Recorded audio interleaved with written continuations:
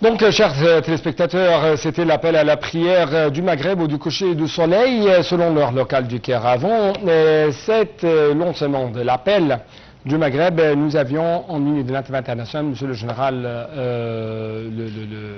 l'expert, l'observateur sécuritaire et politique, Saïd Fathi, qui nous a parlé de cette rencontre Trump-Poutine qui aura lieu demain à Alaska, en Alaska. Messieurs le terrain, comment sont-elles les forces russes? En fait, selon des données fournies par l'Institut américain pour l'étude de la guerre, ISW, les forces russes ont réalisé avec plus de précision mardi leur plus grande progression en 24 heures en territoire ukrainien. Qu'est-ce que s'est passé, que ce soit sur le terrain, militairement parlant, ou que ce soit dans le côté politique, entre Kiev, représenté par Zelensky, et les Européens? C'est ce qu'on va savoir ensemble durant les prochaines minutes à travers ce reportage. Les troupes russes, dont l'avancée s'accélère, ont dit avoir conquis plus de 110 km² supplémentaires au 12 août par rapport à la veille, ce qui n'était plus arrivé depuis fin mai 2024. Ces dernières semaines, il leur fallait habituellement 6 jours pour progresser autant. Signe de la dégradation de la situation, l'Ukraine a ordonné mercredi l'évacuation de familles dans une dizaine de localités situées près du secteur de l'Est de l'Ukraine, où l'armée russe a rapidement avancé ces derniers jours. La Russie a revendiqué la prise de 2 localités dans la région de Donetsk. Moscou a aussi lancé une nouvelle vague d'attaques par les airs. Au moins 3 personnes ont été tuées dans des attaques d'artillerie et de drones russes dans la région de Kherson tôt mercredi, d'après les autorités régionales. Pendant ce temps, l'activité diplomatique bat son plein depuis l'annonce du sommet en Alaska, dont les Européens redoutent qu'il ne débouche sur une issue défavorable à l'Ukraine après 3 ans et demi de conflit. Mercredi, le chancelier allemand a reçu Zelensky à Berlin pour une visioconférence avec Donald Trump, les principaux dirigeants européens, ceux de l'Union européenne et de l'OTAN.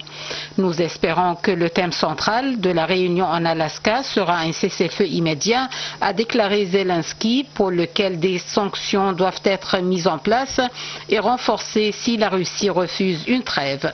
Le Premier ministre britannique a évoqué une chance réelle de cessez-le-feu grâce à Donald Trump. L'Ukraine doit être à la table lors des prochaines réunions, a réclamé le chancelier allemand, rappelant la position des Européens selon laquelle la ligne de contact devait être le point de départ d'éventuelles négociations territoriales. L'Ukraine est prête à discuter de questions territoriales, mais pas d'une reconnaissance légale de l'occupation par la Russie de certaines parties de son territoire, a dit le chancelier allemand.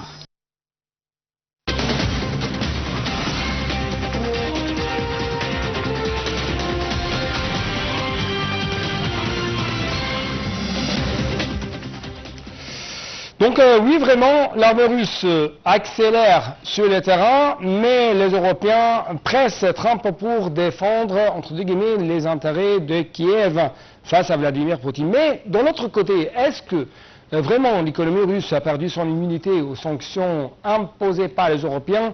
Cette question va être analysée ou va être éclaircie durant les prochaines minutes. Après les menaces de sanctions secondaires brandies par le président américain Donald Trump, l'Union européenne a également adopté un nouveau paquet de sanctions en juillet. Ce 18e paquet vise notamment les exportations russes de pétrole et de gaz. Déjà en place, le plafonnement des prix du pétrole sera désormais ajusté de façon dynamique pour être maintenu à un niveau inférieur au prix mondial de 15%. Jusqu'à présent, le président russe Vladimir Poutine a balayé toutes les inquiétudes concernant l'évolution économique de son pays, insistant constamment sur la force et la résilience de l'économie russe face aux sanctions. Son porte-parole Dmitry Peskov a tenu un discours similaire à propos des mesures punitives européennes dans lequel il affirmait que la Russie avait développé une certaine immunité face aux sanctions. Moscou souhaite toutefois analyser en détail le nouveau train de mesures européen. L'agence Bloomberg rapporte même que 3 des principales banques russes envisageraient de solliciter un soutien de l'État en raison de l'augmentation de ces prêts problématiques. D'après ce rapport, la deuxième banque du pays, VTB, en ferait partie. Selon un journal russe, le taux de prêt en souffrance atteignait déjà 5% en mai, soit une hausse de 1,2 point depuis le début de l'année.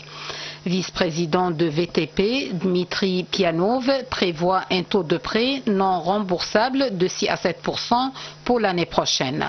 Lors de la crise économique qui avait eu lieu en 2014 et 2016, ce taux oscillait entre 8 et 10%.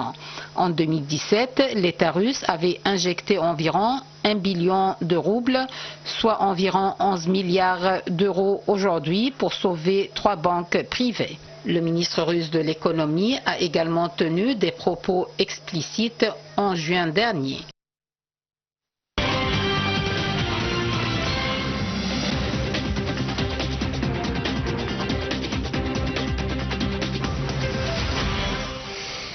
Oui, tant d'ici où a-t-on et voir, comme dit le proverbe anglo-américain. Donc c'est presque, si je puis dire, la position de tout le monde vis-à-vis de cette rencontre qui va être lieu demain en Alaska entre Vladimir Poutine, le président russe, et son homologue américain Donald Trump.